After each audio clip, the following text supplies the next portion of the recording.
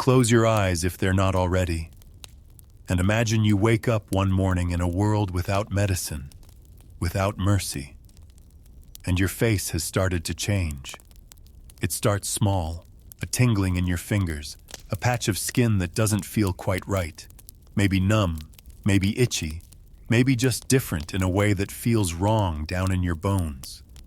You try to ignore it. That's the first mistake. You rub your arms and tell yourself it's the weather. Maybe you're just tired. Maybe it's a rash. The medieval world is full of rashes, between fleas, lice, bad bread, and spiritual rot. You're used to waking up with some new bodily complaint. But this one doesn't go away. Then comes the nosebleed. Thick, slow, and almost black. You mop it up with your sleeve and pretend it didn't happen. Pretending is free. Seeing a doctor, assuming you can even afford one, is not. Besides, what would they do? Apply a pus and say something about humors. More spots appear, pale patches of skin that lose their color, like someone drained the pigment out of you with a spoon. They're numb to the touch. Your hands start to ache, but not in the usual way. Not from labor or cold, but from some deeper, colder place, like your body is grieving itself in advance. Eventually, someone else notices, maybe your wife, maybe your neighbor, maybe the priest, and that's when everything changes. Because once someone suspects you have leprosy, it doesn't matter if they're right. It only matters that people believe them. You're taken to the church, not the physician, the church, because this isn't a medical issue anymore. It's a spiritual one. Leprosy, they believe, is divine punishment for lust, for pride, for speaking ill of a bishop that one time. Or maybe your parents committed a sin so intense it echoed into your bloodstream. The priest examines you with the spiritual equivalent of a magnifying glass and a shovel. He asks about your symptoms, your dreams, your sins. He sniffs your breath. Yes, really, and checks for signs of soul rot, which is a bit hard to quantify, but he assures you he's been trained. You are told to strip to the waist, not for healing, for judgment. A handful of church-appointed officials squint at your back and murmur. One touches your shoulder and flinches. You are then given instructions. Isolate, pray, and wait for the final word. It comes in the form of a ritual, a literal funeral for you.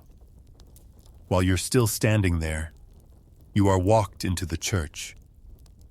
There is a procession, a coffin, candles, someone chants. You're expected to kneel quietly while your community effectively tells God that you're already dead. And could he please take the rest of you soon? From this moment on, you are no longer a citizen. You are no longer allowed to enter the town, touch others, or even speak without warning people first. You are legally, socially, and theologically erased. Congratulations. You've leveled up. You're a ghost now. You're given a leper's robe, a long hooded garment, often gray or brown, to signal your condition from a distance. You are issued a wooden clapper or small bell, which you must use when approaching others so they have time to run, or more commonly, to throw rocks. You're also required to take the leper's oath, promising to live apart, avoid markets, and refrain from washing in public fountains. You will not share food. You will not drink from communal cups. You will not be touched. You will not be held. You will not be mourned. Your name is struck from legal records. You're no longer eligible to inherit, to marry, or to stand witness in court. Your possessions, if you had any, may be seized or burned. You are, for all official purposes, a danger and a memory. But you are still alive, and that somehow is the cruelest part. Getting diagnosed with leprosy in the Middle Ages wasn't like today. No lab tests, no skin biopsies, no HIPAA protections, just superstition, guesswork, and a priest with decent eyesight. If you wanted medical clarity, you were in the wrong century. It begins with suspicion. Maybe someone notices your face looks different, swollen, puffy, maybe asymmetrical in a way that's hard to pin down, but easy to fear. Or perhaps it's the way your hands don't grip tools like they used to, or how your voice has taken on a nasal whine. You notice it too, but you say nothing. You hope it's just fatigue or age or sin. That last one will come up a lot. Eventually, someone tells the priest. That's the protocol. Not a doctor, not a healer, not even your town's unofficial wart expert. The church handles this because leprosy isn't just a disease, it's a judgment.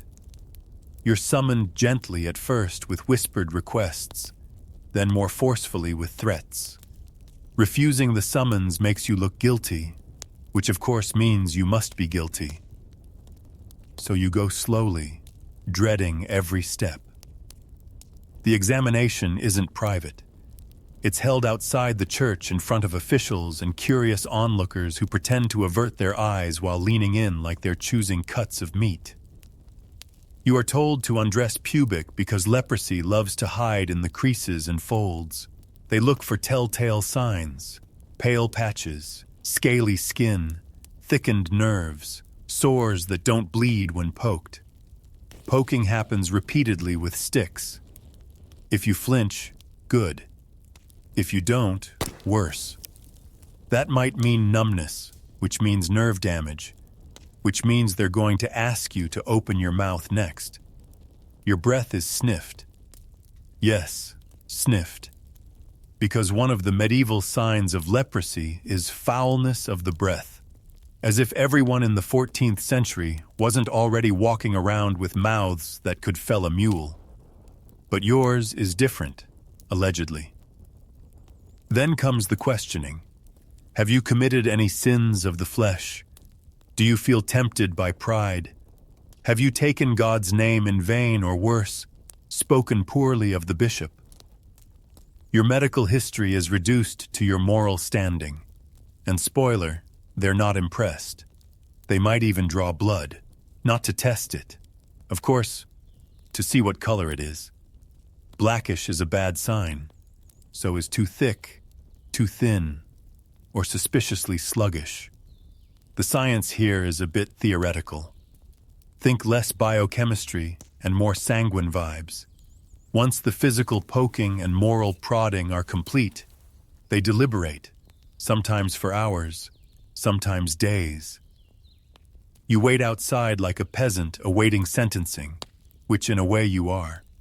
If they decide you don't have leprosy, you're sent home, but not reassured. You're cleared for now with instructions to return in a few weeks, just in case. You walk home under silent stares and hope no one avoids touching you at the well tomorrow. If they decide you do have leprosy, you're not told directly. A bell is rung, a robe is brought, a short ceremony is prepared. Quick, efficient, and designed to formally separate you from the rest of human existence, like a parchment being unrolled and burned. From that moment on, your diagnosis becomes your identity. You're no longer a carpenter or a mother or a baker's apprentice with a good singing voice. You're a leper, a walking sermon, a punishment made flesh. You're branded, not literally, though it might be kinder. Instead, you're marked by ritual clothing and a total collapse of social belonging. And the best part? They might be wrong. Medieval leprosy diagnosis had the accuracy of a coin toss in the dark, but it doesn't matter because once they've declared you unclean, there's no coming back. So, it's official. You've been diagnosed. You have leprosy. You might still feel mostly fine. You might still walk, talk, breathe, even joke. But in the eyes of medieval society, church law, and local gossip alike, you are already dead. Not metaphorically, literally. There's paperwork, there's ritual. There is, in fact, a funeral for you, while you're still very much alive and standing there trying not to vomit from the weight of it all. The priest prepares the service like any other burial. Candles are lit. Psalms are read. A coffin may be presented. People gather not to celebrate your life, but to officially remove you from it. This is less a eulogy and more a bureaucratic banishment, wrapped in incense and hymns. You kneel during the service, assuming your knees still bend, and listen as the priest commits your soul to God's mercy. It's very moving until you remember that this is usually done after people stop breathing. You, on the other hand, are still blinking, still sweating, still wondering what your goat is going to do without you. Someone might cry. A family member, a friend, the baker's wife who once gave you a roll for free. But it's not really for you, it's for them, because now they have to go on living with the memory of you without the risk of being accused of liking you too much. That's dangerous. Now, after the rite, the priest sprinkles you with holy water, not to bless you, but to symbolically cleanse everyone else of your presence. You are then escorted out of town like a walking corpse with unfinished business. The funeral was the easy part. Next, your belongings are redistributed, sometimes burned, sometimes claimed by relatives, sometimes quietly stolen. Your home is fumigated, which is a polite way of saying smoked like a ham until it smells less like you. If you had livestock, they're sold. If you had money, it's absorbed. If you had debts, no one remembers. You don't legally exist anymore. You are exempt from all contracts and all protections. You are now civilly to mortu, civilly dead.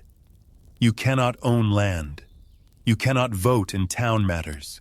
You cannot marry, testify, inherit, or even walk into a tavern without violating local statute. You're not a person. You're an exception. You are forbidden from touching others. If you do, they must cleanse themselves, report it, and possibly reconsecrate the area. You are forbidden from walking into markets, from using public wells, from entering the church. Even God's house has closed its doors to you, just in case he's feeling contagious. Today, you're given a bell or a clapper, something wooden, unpleasant, and unmistakably loud. You must use it whenever you approach a populated area. You must ring it before speaking. Before stepping near someone, before existing in earshot, you are essentially a human warning label. You may be sent to a leprosarium, a house or hospital at the edge of town, often near swamps, ruins, or roads no one uses anymore. You'll live with others like you, but not enjoy your comfort in quiet, slow decay. You will share food, silence, and that distant echo of dignity that clings to people even when everything else has been taken. The leprosarium might provide shelter, bread, a blanket, a priest who checks in occasionally to remind you that your suffering has spiritual meaning, which is helpful in the same way a rock is helpful when you're drowning. And yet, you are not imprisoned. You can leave technically, but there's nowhere to go, no one to turn to. The world has already buried you. It just hasn't filled in the dirt. So you go quietly. You gather your robe, your bell, and whatever's left of your identity, and you walk away from your old life into the margins where the forgotten live loudly, because silence isn't enough. Congratulations. You're now the proud owner of the least enviable outfit in medieval Europe. Not because it's ugly, although it is. Not because it's itchy, although you'll quickly develop a deep and complex relationship with chafing, but because everyone who sees it knows exactly what you are. Your new wardrobe is not about warmth or style or even modesty. It's about warning. You've been given the leper's uniform, a collection of garments designed less for comfort and more for visibility. Think of it like the medieval version of a biohazard sign, but with worse tailoring. First up, the robe. Sackcloth or rough wool dyed in whatever shade of misery was available. Usually dull brown, dingy gray, or something that might have once been green, but now looks like despair that's been dragged through a ditch. It hangs shapelessly, covering most of your body. That's intentional. The fewer patches of skin people can see, the fewer excuses they have to accuse you of cursing them with your elbows. Then there's the hood, deep, drooping, and designed to hide your face as much as possible. A public service, apparently. If your features haven't been deformed yet, this will make sure no one notices. If they have, well, it's easier for everyone to pretend you're just another ghost with a bad posture problem. The cloak is optional, usually reserved for colder climates or wealthier lepers. Yes, those existed. It's heavier, smellier, and somehow even more depressing, like someone sewed together every blanket that had ever been left in the rain. Now, let's talk about your hat. It's wide-brimmed, pointy, and worn like a crown of disgrace. Some areas required specific shapes, flat caps, high domes, or drooping funnels, all designed to scream unclean before you ever open your mouth. It's part head covering, part early warning system. No one should have to guess what you are. And then there's the bell, or if you're lucky, the clapper. A small wooden rattle or iron bell you must carry at all times. You're expected to ring it whenever you approach other people. Markets, roads, churches, even paths through fields. If someone might accidentally breathe the same air as you ring loudly. It's not optional. Failing to use your bell can be punished by law. Usually, a fine, occasionally something more dramatic like expulsion, public beating, or being reevaluated for demon possession. You don't forget to ring. You don't even think about forgetting. Some lepers try to decorate their clappers, small carvings, bits of ribbon, a desperate attempt to reclaim something that resembles personality. But it doesn't matter. A warning device is still a warning device. And yay, no matter how many daisies you burn into the handle. You're also told to wear gloves, not to protect you, but to protect others from the sight of your hands, which may or may not already be curled into a clawed parody of what they used to be. Covered hands are polite. Bare hands are considered aggressive, even if you're just trying to scratch your ear. Footwear is discouraged in some areas. The belief was that your feet needed exposure to the air to reduce corruption, which would be great if air didn't mostly mean mud, manure, and small rocks shaped exactly like punishment. There are places where lepers are required to wear a badge, an actual cloth symbol sewn onto the chest, like a permanent declaration of unworthiness, a red cross, a white patch, a simple word. Leros. The same logic as livestock branding, just less dignified. You become recognizable instantly from behind, from across the street, from the sound of your rattle on the wind. You are no longer someone who has leprosy. You are a leper. That distinction matters to everyone but you. Eventually, you stop noticing how it all feels. The scratchy seams, the weight of the hood, the way your bell rubs a sore spot on your hip. The garments become part of you. Like a second skin, like armor you didn't ask for and can't take off. You used to dress for work or weather or ceremony. Now you dress so the world knows how far to stand away. There's no grand procession, no armed escort. You simply leave. You walk out of town alone or with someone else who's also received their diagnosis recently, but no one talks on the walk. What's there to say? Congratulations. Nice hat. You follow the old road, the one that veers toward the hills, past the pig farms and forgotten shrines. The city shrinks behind you. The bell at your hip rings softly, announcing your slow, reluctant fade from relevance. The occasional traveler steps off the road to avoid you. Some cross themselves. One throws a rock, and then in the distance, you see it. A few sagging wooden huts. A small chapel with half its roof, a well you wouldn't use unless the alternative was thirst-induced death. And even then you'd hesitate. This is your new home, the leper colony. The air smells like mildew and cooked onions, not a metaphor. Someone's actually boiling onions outside a shack. The scent competes with the mold, smoke, and damp humanity that saturates everything. It's not the worst smell you've encountered, but it tries hard. There's no wall, no gate, no guards. Why bother? The greatest security measure here is the fact that no one wants to get within 50 feet. The fear of infection is stronger than any fence. You are the deterrent. You're welcomed by silence. Some nod. Some don't look up. One man waves with a hand that's missing 2 fingers. No one asks your name. Names imply future relevance. You're just the new one. For now, you're given a spot. Not a bed, not a room, a corner, dirt floor, moldy straw, a blanket that might once have been burlap. You sweep it out, knowing full well it'll be crawling again by nightfall. There is no furniture, just space and resignation. You learn quickly food is rationed and terrible. A porridge made from barley, turnips, and indecision. Bread that could be weaponized.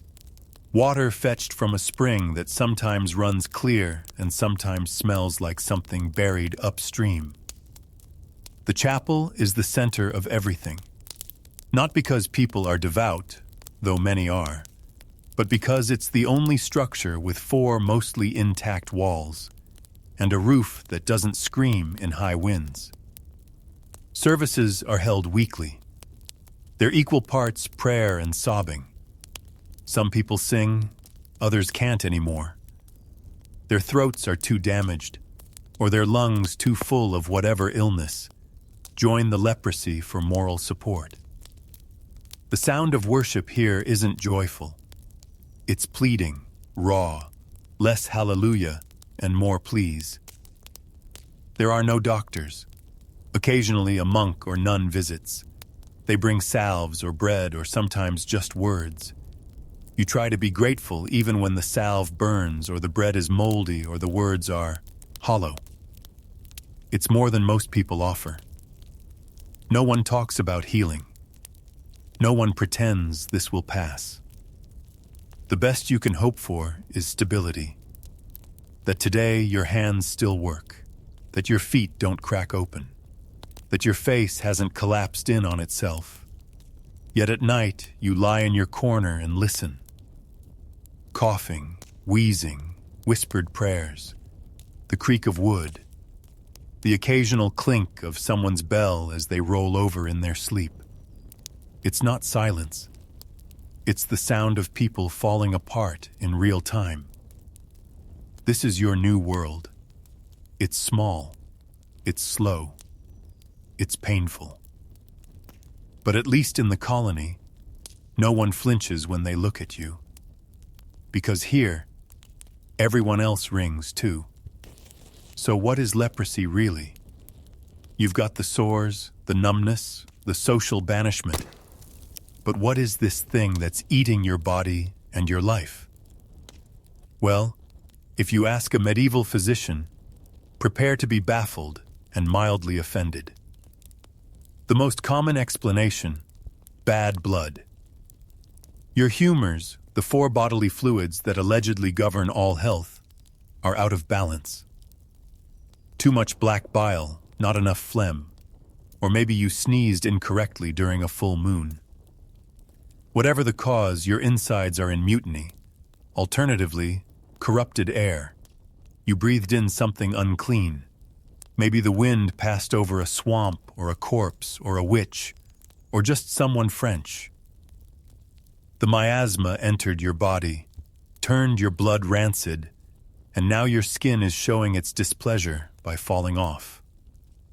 Some say it's hereditary, that your parents were too closely related or not related enough, or that your mother ate onions during pregnancy while looking at a toad.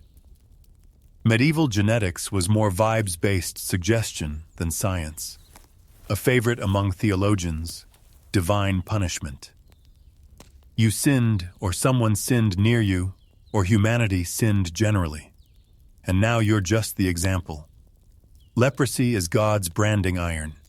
Not to kill you, just to display you painfully, publicly. You'll also hear about lust, always lust. Any disease that touches the skin must surely come from the loins. A leper is assumed to have been unclean in mind before they were unclean in body. You weren't just physically infected, you were morally infected. Some physicians believe your flesh is simply melting, decomposing in place while you're still alive. Like meat left too long in the sun. Their solution: dry you out. Apply herbs, cauterize things, hope. Others think it's contagious, but they don't agree on how. Some say touch, others say breath. A few believe just seeing a leper can trigger the illness. This makes eye contact awkward and compassion impossible. Still others blame celestial misalignment. The planet shifted. Mars glared at Jupiter. Venus got too close to Mercury. And now your nose is slowly detaching.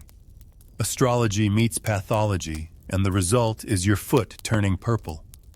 You might even hear that leprosy is caused by demons. Not metaphorically, actual demons.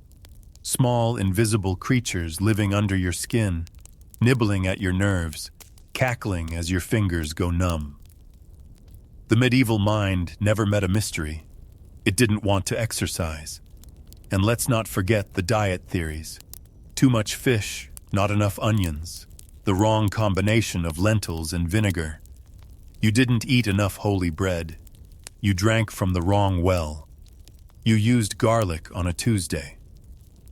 No one mentions bacteria or Mycobacterium. Let pray that won't be discovered for another 500 years.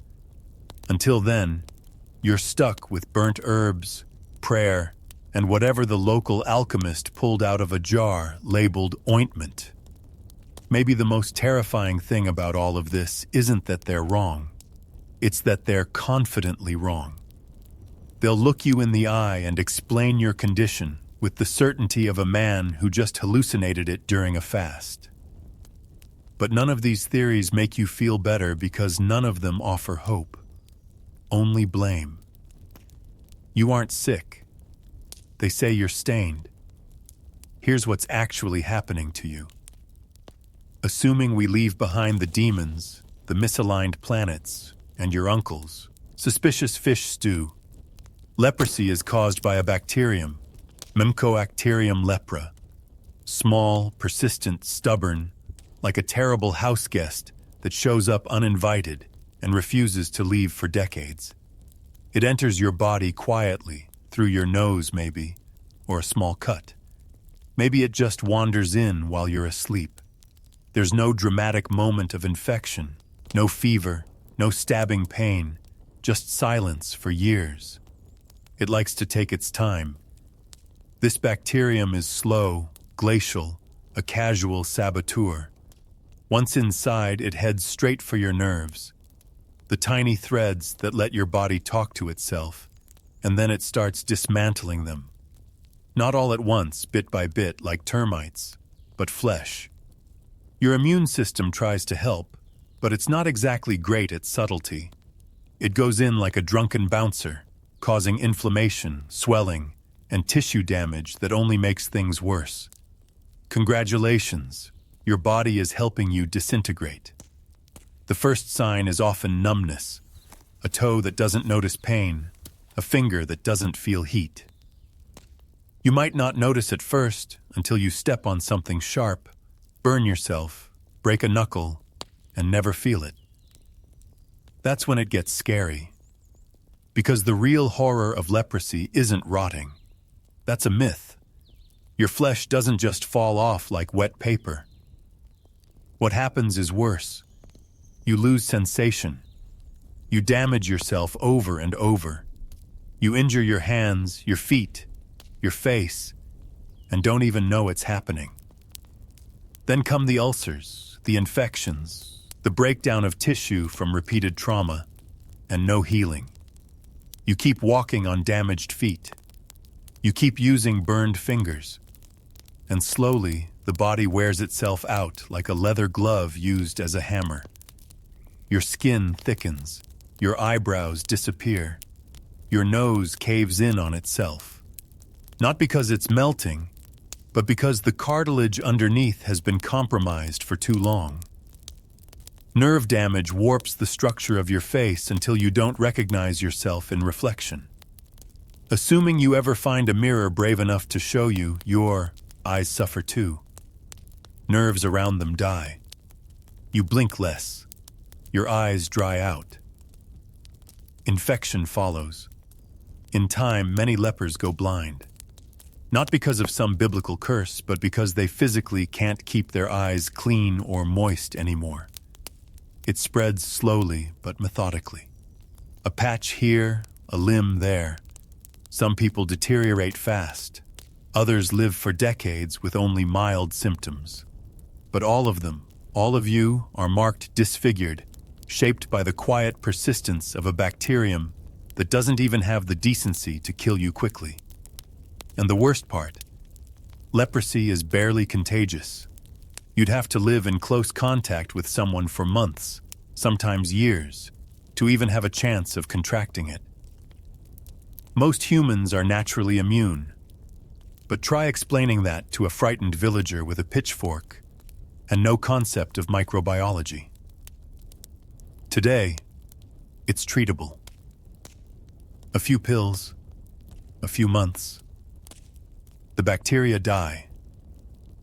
The damage slows, and the social stigma, well, the pills don't fix that.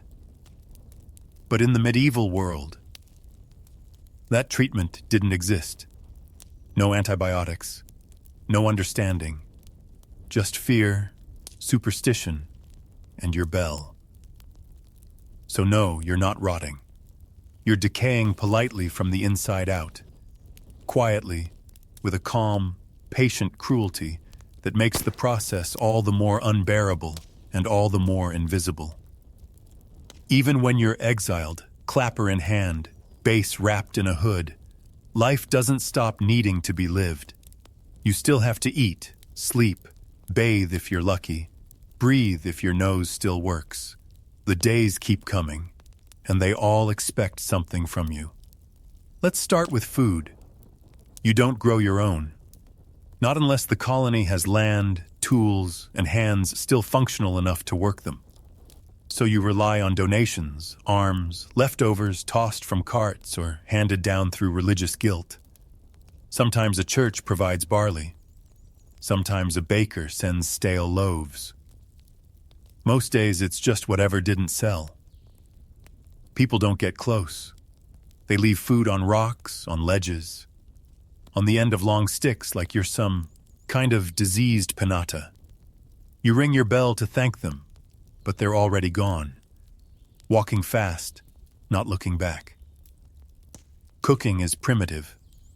A single fire pit, maybe a shared pot. If you have onions, great. If you don't, it's boiled grain and guesswork. If you're missing fingers, stirring hurts. If you're missing sensation, you don't realize your hand's too close to the flame until it smells wrong. Water. That's tricky.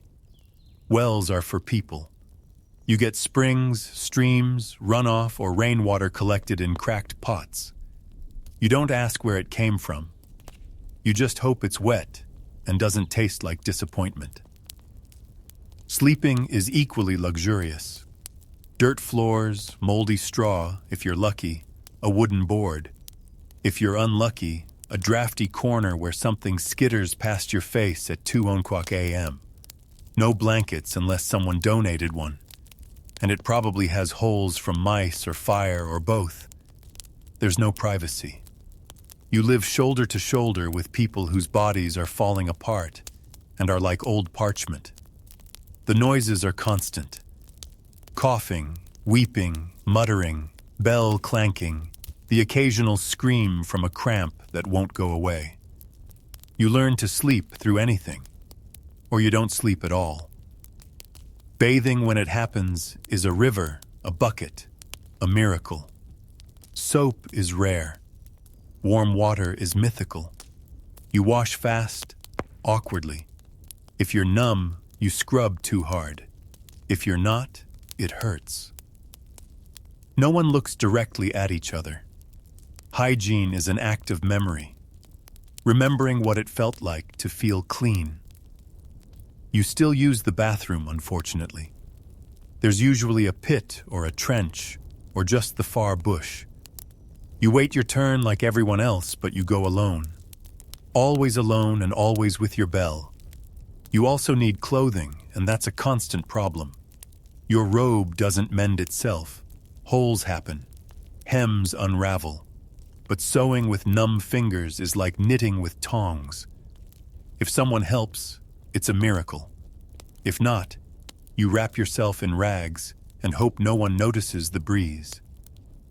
Visitors rare. Occasionally, someone brave or desperate-like comes to the edge of the colony. A parent, a friend, a priest.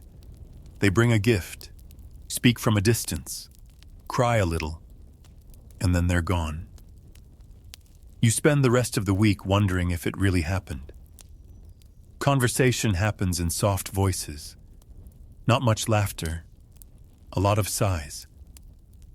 Some people tell stories of who they used to be. A soldier, a baker, a singer. You listen. You nod. You tell your own half-heartedly. No one corrects the details. There's no one left who remembers anyway. Sympathy is strange. Some people send food and prayer. Others send rumors and curses. Children throw rocks. Adults throw words. God's punishment. Sinner, don't look at me. The pity hurts more than the insults. But you endure because that's what life is now. A slow march through days that ask you to function. In a body that no longer does in a world that wants you to disappear politely. Let's talk about hygiene. Or rather, the complete and unapologetic absence of it. Because now that you're a leper, even the already abysmal standards of medieval cleanliness no longer apply. You've officially graduated from filthy peasant to biohazard. Bathing is rare, not because you don't want to, but because there's nowhere to do it. Rivers are cold. Public bathhouses are off limits. And the village well has a no lepers policy enforced with sticks. So you do your best, which means rainwater, a pot, and a vague sense of futility. Soap. You've heard of it once. A rich person's luxury made from animal fat and lye, assuming someone in your colony still remembers how to make it, and has enough fingers left to stir the pot.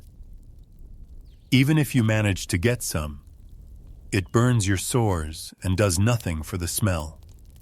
And yes, there is a smell, a sour, slightly metallic scent that clings to your skin like regret. It's not your fault. Your body is breaking down in slow motion, and nature has decided to make it everyone's problem. You try to ignore it. Everyone else tries harder. Your sores don't heal.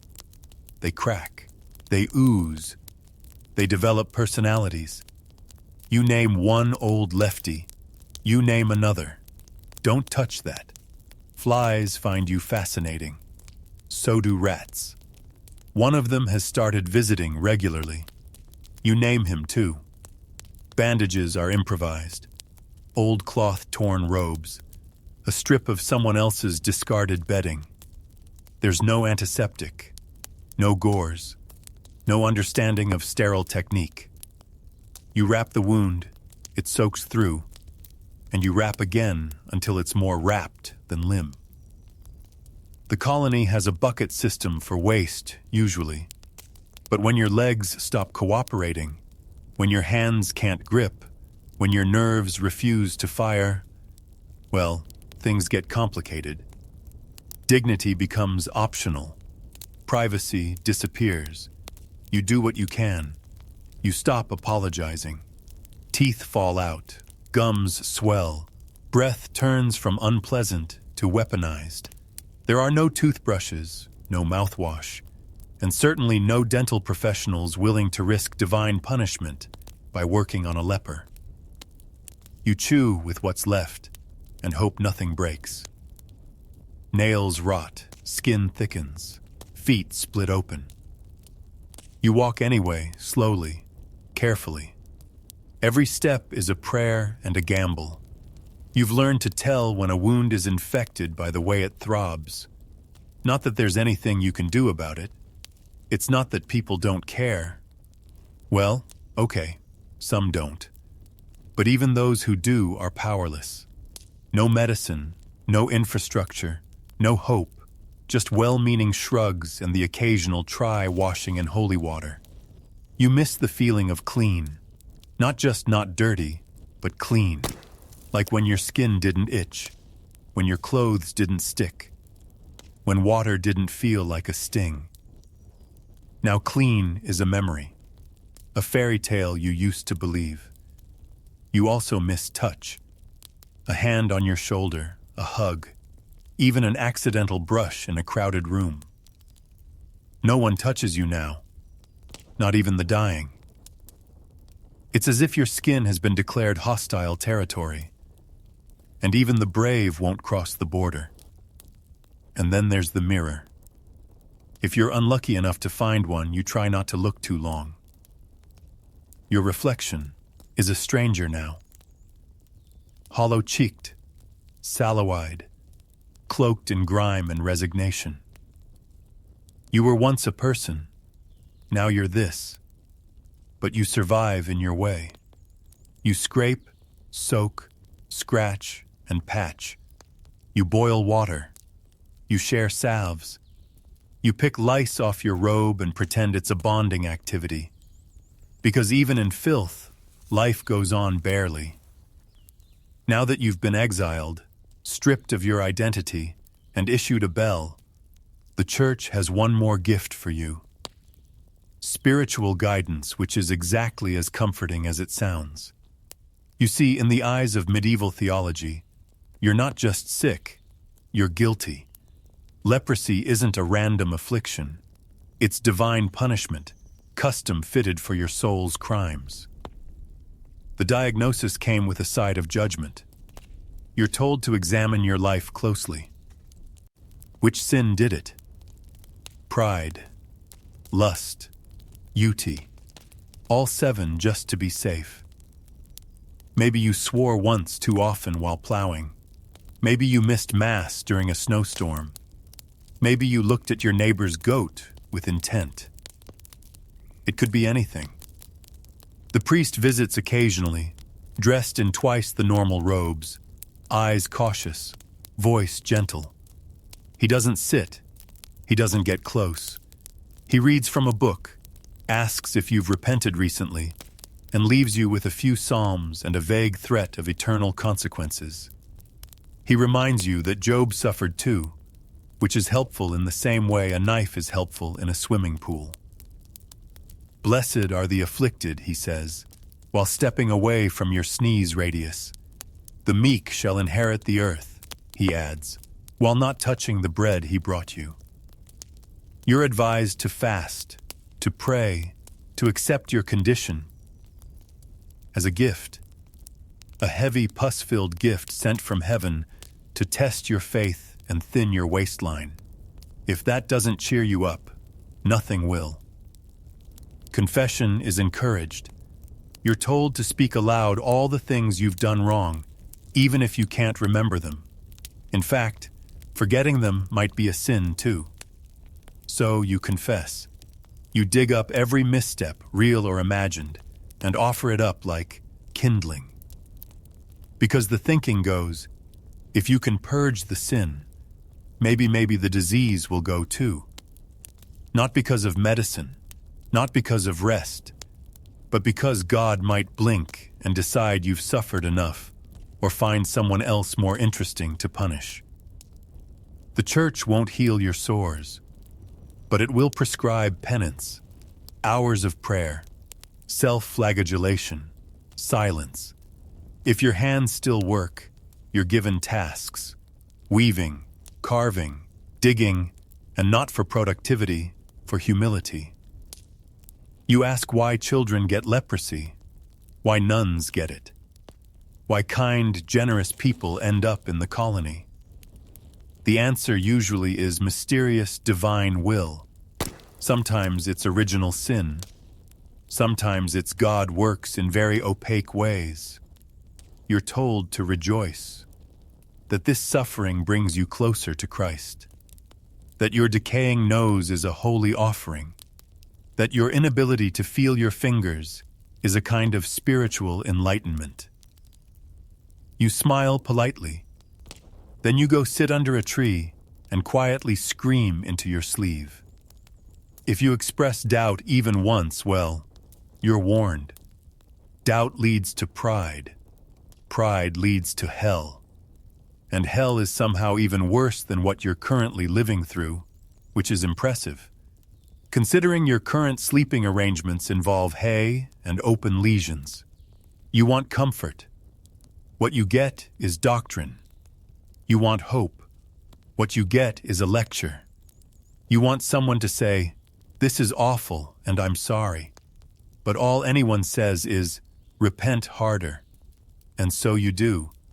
Because when your body fails, all you're left with is belief. Even when that belief suggests this is all your fault, so you've been diagnosed with leprosy.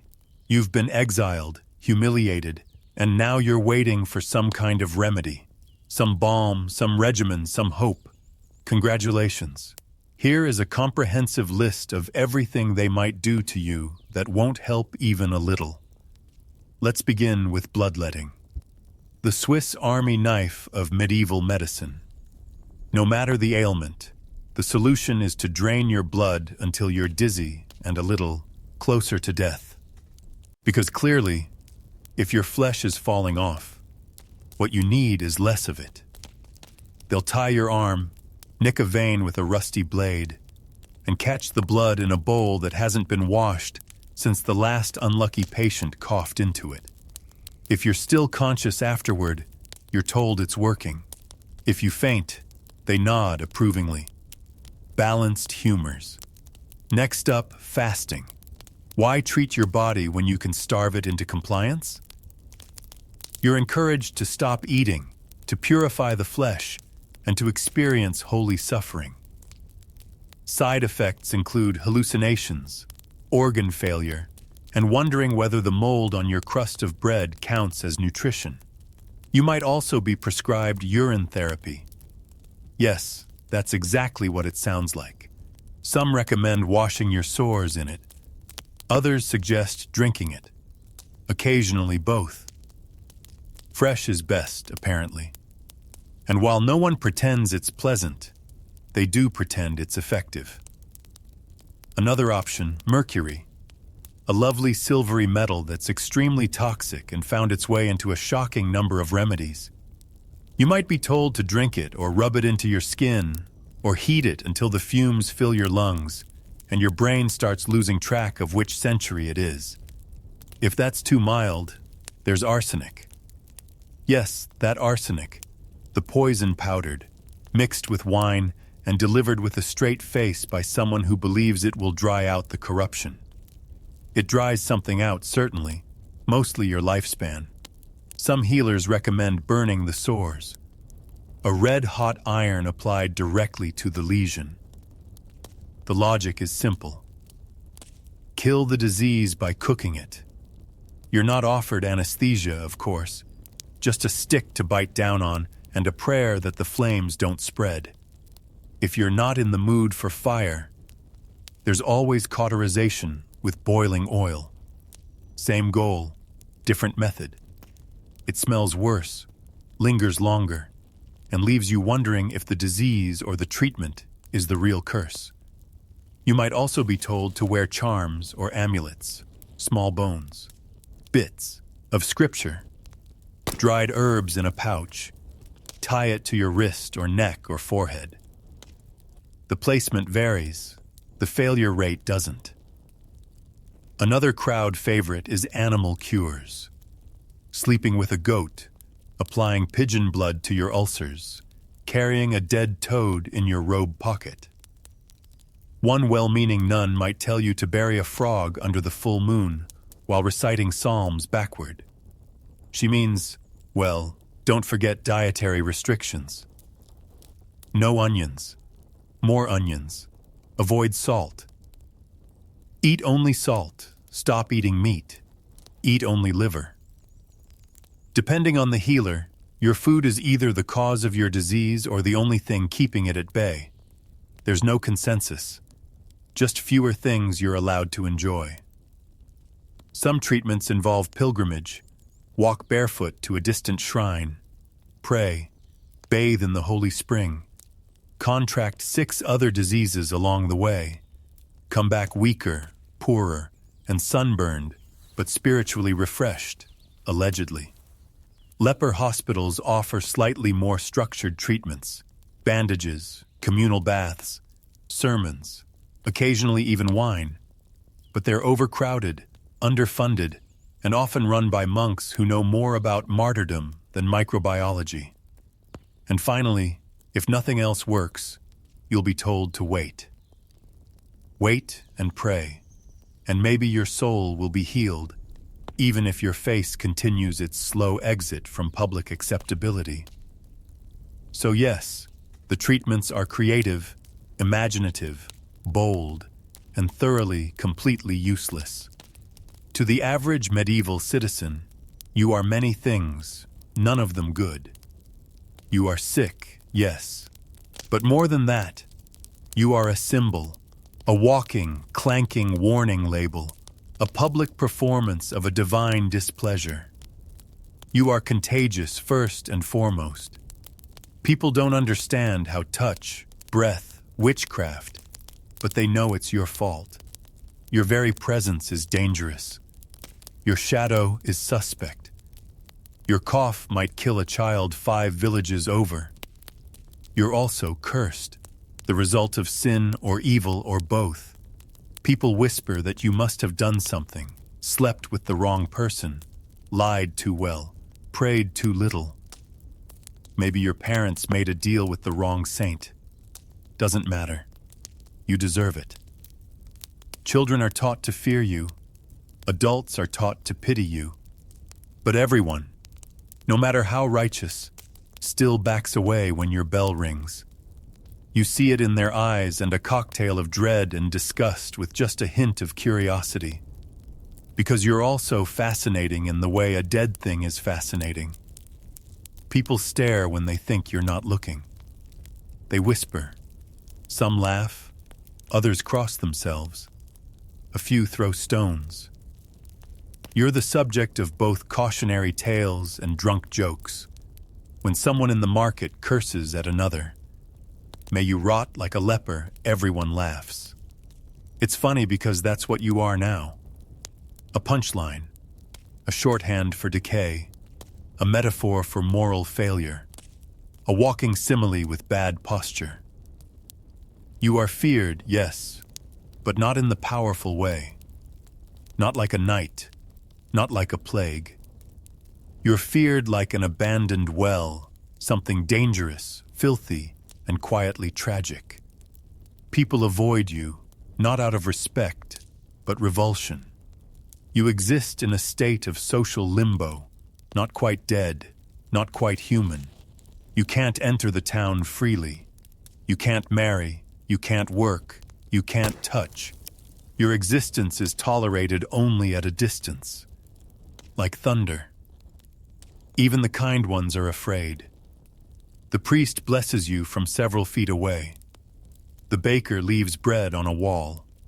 The midwife gives you a blanket, but won't look at your hands. Compassion is filtered through fear, like wine through a dirty cloth. Sometimes a local tries to help. Quietly, a coin slipped into your bowl, a prayer muttered on your behalf. You thank them with a nod and a smile, and they flinch. Even gratitude makes them nervous. Rumors follow you, that you cursed a well, that you poisoned the bishop's dog, that you can hex crops just by walking past them.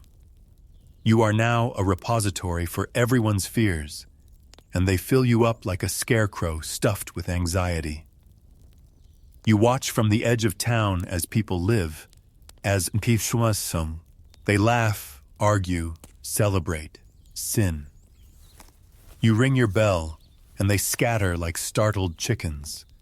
Your presence rewrites the rhythm of their lives. Eventually, you become invisible. Not literally, though that would help. But functionally. People stop seeing you. You're part of the scenery now. The sad, twitching backdrop of their daily drama. You're not just a person anymore. You're a type. The leper. The cursed one. A reminder that God plays favorites, and you're definitely not one of them.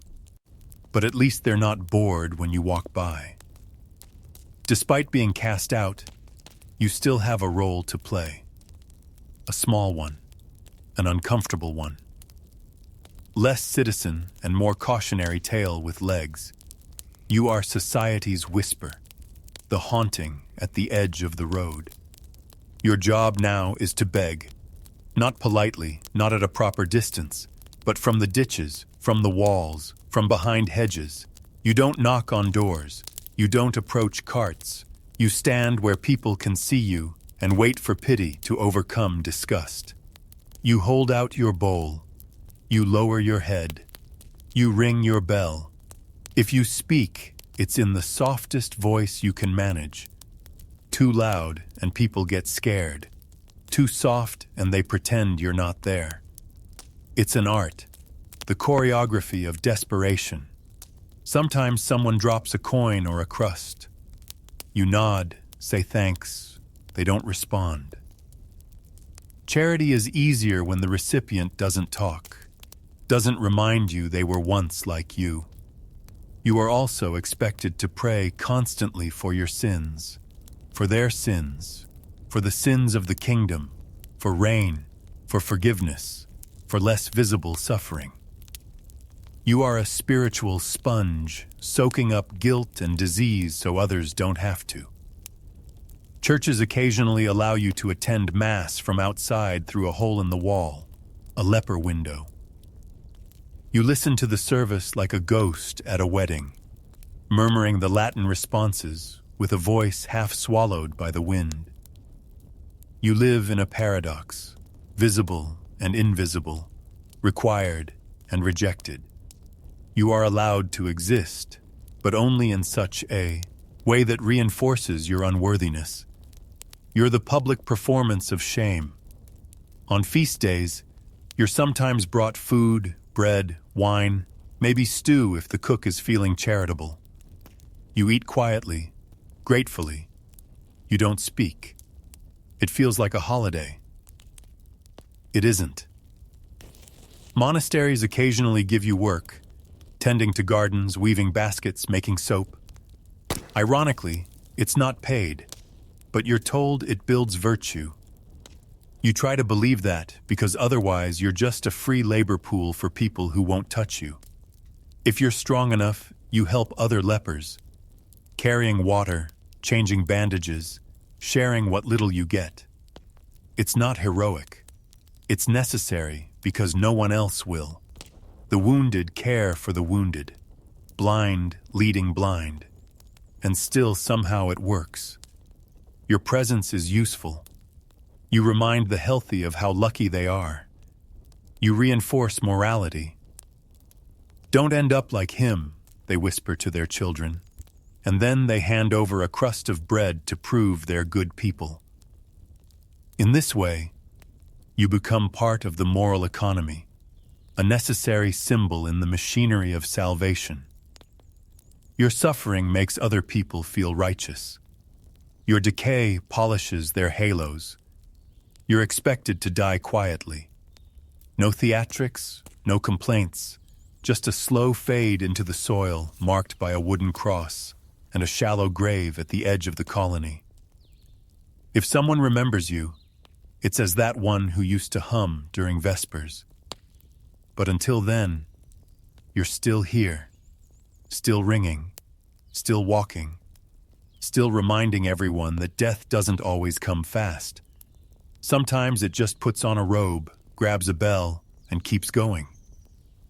You know things are going well when the government invents laws just for you, not to help you, not to protect you, but to control, isolate, and thoroughly inconvenience you in public.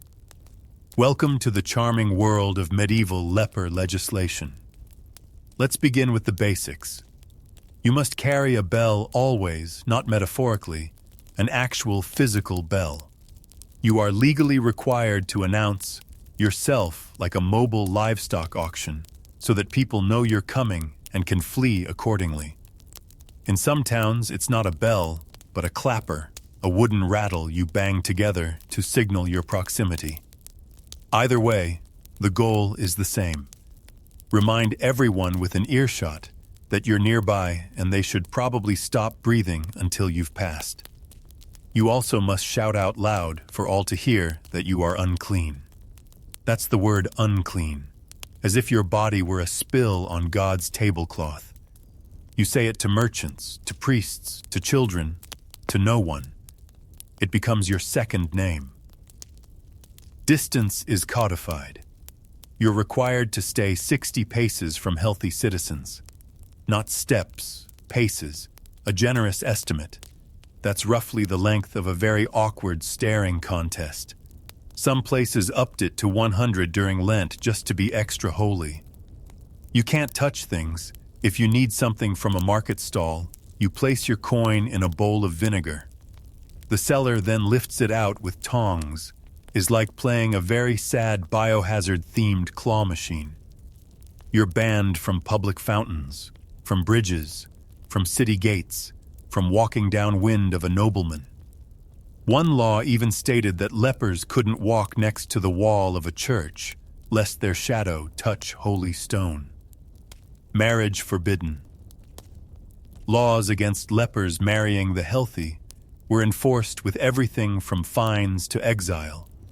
Even marrying another leper required permission, because clearly your union was a threat to the moral fabric of society. Clothing was regulated. You were legally required to wear distinctive garments, often sackcloth, sometimes dyed. You had to be visible at a glance. No blending in, no ambiguity. The law demanded you dressed like the medieval version of a traffic cone. Housing was restricted. You couldn't live in town, not even at the edge.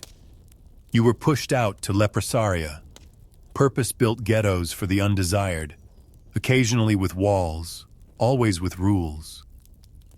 If you broke these laws, punishments varied, fines you couldn't pay, whipping, permanent banishment. In extreme cases, mutilation, because apparently your existing condition wasn't quite dramatic enough. And yes, all of this was enforced. Not every time, not everywhere, but enough to keep you afraid. Enough to make you second guesses every step, every breath, every attempt at normally. Even after death, the laws kept working. Lepers were sometimes denied burial in consecrated ground or buried in separate plots, unmarked outside the cemetery walls like refuse instead of people. These weren't laws for protection. They weren't even really for order. They were about optics, about making sure no one forgot you were other, that you were the problem. Not disease, not poverty, not ignorance. You. It was legislation as performance, a legal theater of disgust. And your role was to ring the bell and bow as the curtain closed. So you're single, hopeful, looking for companionship, a little love, maybe a hand to hold during evening prayers. Well, too bad. Because with leprosy, your romantic prospects are officially dead than your nerve endings. Let's be blunt. You're not getting married. Not in the traditional sense, not in the whispered by the hearth sense, not even in the desperate widower needs a wife sense. You are legally and socially off the market. Forget kisses, hugs, casual hand-holding. People don't even want your shadow to touch them. Romantic gestures now include waving from a distant hilltop, or possibly carving someone's name into a stick and throwing it in their general direction. Even if someone did fall for you, a fellow leper, a sympathetic priest, a rogue with an unusual taste in decay, the church frowns deeply on it. Some regions outright banned leper marriage, arguing it was a distraction from penance, because nothing ruins repentance like companionship. And if you do find someone, you still can't touch, not comfortably, not safely, not without risking what little freedom you have. Holding hands can now result in excommunication, vines, or just a very public flocking. Not exactly aphrodisiac material. Flirting is a lost art. It's hard to wink attractively when your eyelid doesn't close anymore. Harder still when your face is wrapped in cloth and your voice is described by strangers as mossy. The bell doesn't help. Neither does the limp. Gifts are complicated. You can't shop. You can't borrow. You can't even touch things in town. So, your options are pebbles, maybe a flower. Once someone gave their beloved a pigeon feather. It was romantic until the pigeon took it back. Conversations are whispered in shame. You both keep one eye on the local priest and one on the vinegar bowl in case someone wants to throw a coin. There's a tragic dignity in it, like Romeo and Juliet, but with more lesions. There's a tradition in some colonies carving initials into trees, not to commemorate love, to remember what it felt like to be someone who could love, who might have been loved once back when your face had symmetry. You start daydreaming about arranged marriages, just someone to share a bowl of stew with to help bandage your leg, to laugh softly at the absurdity of it all. But even that is rare. Even inside the colony, people are afraid to get too close. And so your only regular companion is God or a rat, but mostly God. You pray, you read scripture, you imagine divine love as the purest form, partly because it is, mostly because it's all you've got. Monks tell you that celibacy is holy, that love of the flesh distracts from love of the soul. It's meant to comfort. It doesn't. Not really. But you nod because arguing theology while your nose is falling off feels ungrateful. Some say lepers are married to sorrow. That's poetic. A little much, but poetic. You prefer to think of it as a very long, very awkward breakup with the concept of intimacy itself. So yes, it's just you now. You, God, and your shadow. And maybe on a very good day, a shared laugh from a safe distance. Eventually, your body gives up.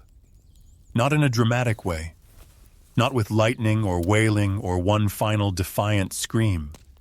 No, it ends the way it's lived, quietly, slowly, and with the distinct odor of resignation.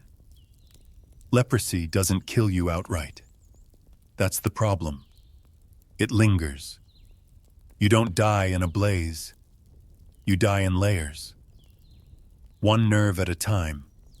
One joint. One function. One forgotten memory of what it felt like to be whole. Your feet stop cooperating. Your hands become claws. You can't eat without help. Can't bathe. Can't walk to the latrine. But no one touches you, so you drag yourself or wait until you stop needing to. The infections come faster. The ulcers grow deeper. Your skin hardens, then splits. You develop a cough, then a worse one. Then something in your lungs gives up and you stop asking for help. Because what would that even look like? At some point, the rats stop avoiding you. That's how you know it's close. You wake up to teeth marks on your blanket. You don't blame them. You're both just scavenging what's left. People in the colony check in on you. At first, daily, then weekly, then not at all. You're not forgotten, just pre-forgiven. Everyone knows where this ends, and no one wants to watch. You stop ringing your bell. It's too heavy, too loud. You lie there under a patchy blanket, staring at the roof beam that leaks during storms. It kicks. You start naming it. You don't remember why. The priest visits, reads a psalm, drops a wafer on a cloth. He talks about peace, rest, heaven. He doesn't mention the smell. You both pretend you haven't noticed it. Breathing becomes a chore. Not painful, just boring, like the body's still going out of habit. You wish it would stop, but it's stubborn. You cough politely. Nothing changes. Dreams become strange. You remember faces you haven't seen in years, fields you haven't touched. A girl who smiled at you once. The bakery. The color of your mother's scarf. You forget which are real. Then one morning, or maybe evening, the light is different, softer. The world is far away. You blink once and then never again. Your funeral is brief. A few words, a wrapped body, a shallow grave in the corner of the colony. No markers, just a mound. Someone places a stone, then they leave. No one celebrates, but no one weeps either. Because in some way, it's not tragic. It's merciful. The end of a long, aching rehearsal for silence. You're gone. And for the first time in years, the bell doesn't ring. Death, for most people, comes with closure. Rites, tears, a marker, a name etched in stone and remembered in story. For you, it comes with a shovel, a priest who doesn't look up, and a burial plot that might have once been a pig field. You're not buried in town. That much was made clear while you were alive. The townspeople want you gone spiritually, spatially, hygienically, so you're laid to rest on the outskirts near the edge of the colony in soil that forgets easily. There is no coffin, just a thin sheet or old robe tied with rope. Your body is lowered quickly, quietly, without fuss. The goal is not remembrance. The goal is containment. The priest, if he comes, mutters the appropriate lines. He keeps his distance. He doesn't touch. His incense swings a little too fast, as if trying to cover the stench of abandonment. No family attends. They were forbidden or afraid or ashamed or already pretending you died years ago. Your passing is more of a logistical task than an emotional event. You are buried like an inconvenience. The other lepers stand nearby. They say nothing. They've seen this too many times. They know it's their future, too. Someone may nod. Someone may cross themselves. Then they go back to their huts and try not to dwell. Your grave is shallow. Not out of disrespect necessarily, just exhaustion. The ground is hard. The tools are dull. The diggers are malnourished and half-blind. It's a mercy. You're not claustrophobic. No headstone, just a rock or maybe a bit of wood. If someone had time to carve your name into stone, it won't last. The weather will claim it. The grass will cover it. In a few months, your resting place will be indistinguishable from the soil around it. Years from now, someone might find your bones pitted, scarred, deformed. They'll label you as specimen. They'll write papers. They'll marvel at how you lived with so little. No one will ask how you died. There is no procession, no songs, no mourning clothes, just a body in a hole and a community that already grieved you the day you were diagnosed. You've been symbolically dead for years. Now it's just paperwork. You're not remembered by your full name. You're remembered as that leper who hummed, or the one who fell in the stream that one time. Fragments, echoes, nothing whole. The colony moves on. Another bed opens. Another silence settles. You disappear efficiently. And yet, someone might leave a flower. Not a fresh one. A wild one picked from the edge of the road. Laid on your grave without ceremony, but with care. Your suffering doesn't end with your death. It continues not for you, but for history. Because your life, your condition, and your erasure are about to be badly misunderstood for centuries. Leprosy, or what people thought was leprosy, becomes a catch-all for rashes, boils, ulcers, eczema, ringworm, anything inconvenient and skin-related. The word leper turns into a moral diagnosis, not a medical one. Your name is lost. Your story is rewritten. You become folklore, a warning, a metaphor. People will invoke you in sermons, plays, and scary bedtime stories for children who won't finish their porridge. In some records, you become monstrous, horned, demonic, touched by the devil. In others, you become holy, a suffering saint, purified through decay. Neither version is accurate. Both are more comfortable than the truth. Your disease is eventually renamed, rebranded. But the word leper sticks around. It becomes shorthand for anyone unwanted. The poor, the foreign, the inconvenient.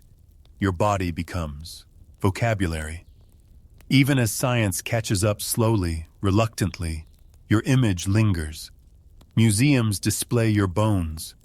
Historians speculate about your diet, your habits, your final hours. None of them get it right. Leper colonies stay open into the 20th century, even into the 21st. Isolation, shame, institutionalization. Just with more paperwork and indoor plumbing, you're not the last ghost to be exiled. In law, your name endures. Leprosy appears in statutes, in exclusions, in insurance policies. It's used to deny, to marginalize, to justify. The word ages, the bias does not. Religions reinterpret you. Some canonize you, some erase you. Some argue over whether your suffering was noble or deserved. For you, consider asking what you would have said. You are referenced in literature. Symbol of otherness, of punishment, of divine justice, of human frailty. Poets love you. They never met you. The term evolves. People stop using leper. They say person affected by Hansen's disease. It's more accurate, more respectful. But by then, your ghost has already been carved into stone. You're remembered but not truly known. Admired from afar, pied without context, held up as a mirror no one wants to look into for too long. But some will study your bones with care. Some will write your story with humility. Some will finally say, "This wasn't justice. It was fear in robes." And maybe, just maybe, that will be enough. So here we are. The end of the story. Yours. And it wasn't romantic. It wasn't poetic. It was cruel. It was quiet. It was slow. But let's get one thing straight before we go. You were not the monster. You were poor. You were vulnerable. You got sick. And instead of help, you got blamed. Instead of medicine, you got exile. Instead of compassion, you got bells, laws, and a long, humiliating march to the margins of the world. Your body changed. It faltered. It cracked. And the world decided that made you dangerous. It declared your presence offensive, your breath threatening, your touch criminal. You were treated like a plague. But the real plague was fear. Fear disguised as faith. Disgust disguised as law and cowardice, dressed up in the robes of righteousness. You lost your name, your home, your face, but you did not lose your humanity. They tried to take that from you too, but you kept it in the way you shared food, in the way you helped the sicker ones, in the way you rang your bell with dignity, even when your hands shook. You were not evil. You were not cursed. You were human. Trapped in a time and place that couldn't see that clearly, a time that preferred distance over understanding. And centuries later, as people lie in soft beds with clean water and soap and antibiotics, some of them will learn your story. Maybe in school, maybe on a quiet night listening to a video like this, and they'll realize something. That your life mattered. That your pain wasn't yours alone to carry. That the real sickness was in how the world reacted to you. So close your eyes now. You've walked enough. You've suffered enough. And you were never the monster. You were just someone who needed kindness in a world that didn't know how to give it yet.